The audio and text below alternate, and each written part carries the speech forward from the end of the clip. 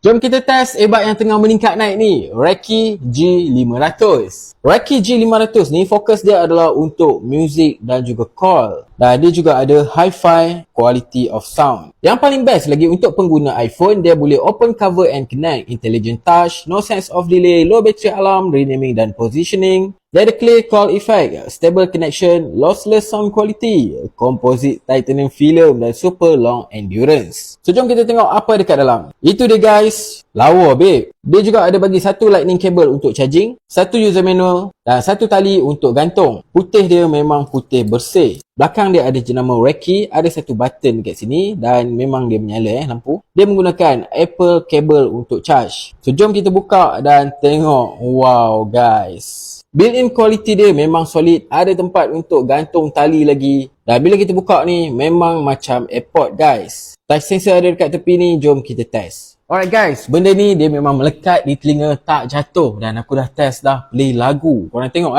full volume dia memang kuat dan memang nice gila dia punya quality. Dia punya bass memang power, memang tak menyakitkan telinga. Memang super gila lah. Okay, bass dia bagi aku memang dia super bass. Memang cun gila untuk buat dengar lagu guys. Yang ni dia memang tak ada game mode. So memang untuk dengar lagu, tengok movie. Dan aku dah test juga dia punya mic sebab dia cakap mic dia clear. Okay, kalau duduk di telinga macam ni, mic dia memang clear. Tapi dia macam seolah-olah ada efek macam kita duduk kat dalam air. Dan bila kita pakai ni, bunyi dia memang kita tak rasa bingit dan bunyi dia smooth. So bagi aku earbud ni, kualiti dia memang cun gila. Kalau korang berminat, boleh dapatkan dekat beg kuning di bawah.